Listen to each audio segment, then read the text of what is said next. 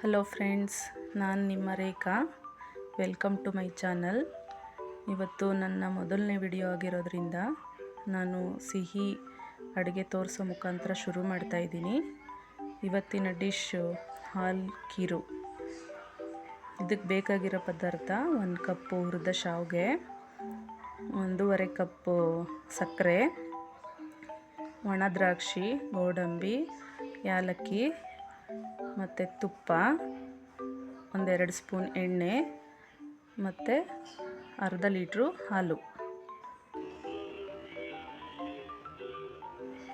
ಬನ್ನಿ, ಮೊದಲಿಗೆ ಸ್ಟವ್ ಮೇಲೆ ಒಂದು ಪ್ಯಾನ್ ಇಟ್ಕೊಳ್ಳೋಣ. ಸ್ಟವನ್ನು ಹಚ್ಚಿ ಆ ಪ್ಯಾನ್ಗೆ 1 ಕಪ್ಪಷ್ಟು ನೀರು ಹಾಕ್ಕೊಂಡು ಅದಕ್ಕೆ ಹುರಿದ ಶಾವಿಗೆನ ಹಾಕಿ ಬೇಯಿಸ್ಕೊಳ್ಳೋಣ. ಇದು ಬೇಯಿಸ್ಕೊಳ್ಳೋದ್ರಿಂದ ಮೊದಲೇ ಬೇಯಿಸ್ಕೊಂಡಾದ್ರೂ ನೀರನ್ನು ಚೆಲ್ಬಿಡಬೇಕು. ಆಗ ನಾವು ಹಾಕಿದ ಹಾಲಿಗೆ ಹೀರ್ಕೊಳಲ್ಲ ಶಾವಿಗೆ, ತುಂಬ ಚೆನ್ನಾಗಿ ಬರುತ್ತೆ. ಶಾವಿಗೆ ಬೇಯೋವರೆಗೂ ಈ ಕಡೆ ಹಾಲನ್ನು ಬಿಸಿ ಮಾಡ್ಕೊಳ್ಳೋಣ.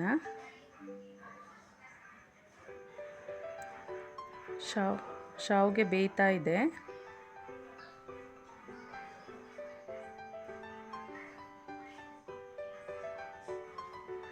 ನೋಡಿ, ಈಗ ಶಾವಿಗೆ ಬೆಂದಿದೆ.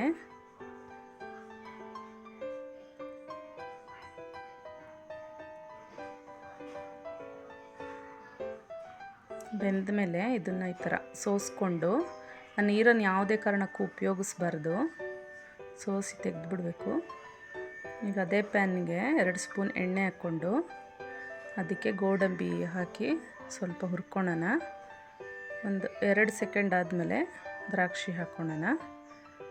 ಅದನ್ನು ಬ್ರೌನ್ ಕಲರ್ ಬರೋವರೆಗೂ ಹುರ್ಕೊಳ್ಳೋಣ. ಮತ್ತು ಏಲಕ್ಕಿನೂ ಸೇರಿಸ್ಕೊಂಡಿದ್ದೀನಿ. ಬ್ರೌನ್ ಕಲರ್ ಬರೋವರೆಗೂ ಹುರ್ಕೊಂಡು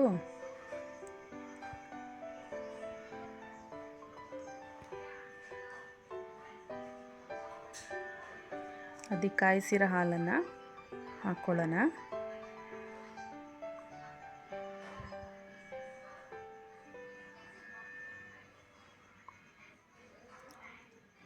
ಅದಕ್ಕೆ ಸಕ್ಕರೆ 1.5 ಕಪ್ಪು ಹೇಳಿದ್ನಲ್ಲ ಮೊದಲೇ, ಅದಕ್ಕೆ 1.5 ಕಪ್ ಸಕ್ಕರೆನ ಹಾಕಿ ಕರಗಿಸ್ಕೊಳ್ಳೋಣ.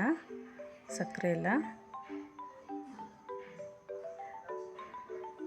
ಸಕ್ಕರೆ ಕರಗೋವರೆಗೂ ಈ ಥರ ಕೈ ಆಡಿಸ್ತಾ ಇರಿ. ಸಕ್ಕರೆ ಕರಗಿದೆಯಾ ನೋಡ್ಕೊಳ್ಳಿ. ಸಕ್ಕರೆ ಕರಗಿದೆ ಅಂತ ಅನಿಸಿದ್ಮೇಲೆ ಅದಕ್ಕೆ ಬೇಯಿಸಿಟ್ಕೊಂಡಿದ್ವಲ್ಲ ಆ ಶಾವಿಗೆನ ಹಾಕ್ಕೊಳ್ಳಿ. ಈ ಥರ ಮಾಡ್ಕೊಳ್ಳೋದ್ರಿಂದ ಅದು ಯಾವುದೇ ಕಾರಣಕ್ಕೂ ಗಟ್ಟಿ ಆಗೋದಿಲ್ಲ ಶಾವಿಗೆ. ನೀವು ಇಡೀ ದಿನ ಬಿಟ್ಟರು ಹಾಗೆ ಇರುತ್ತೆ.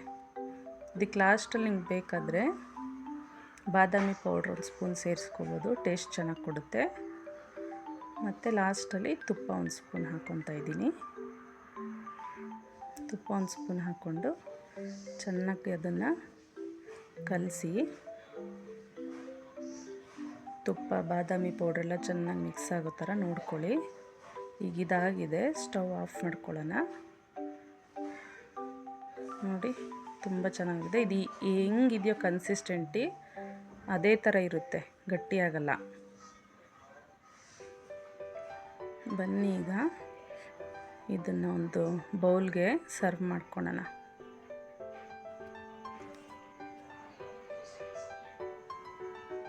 ನೋಡಿ,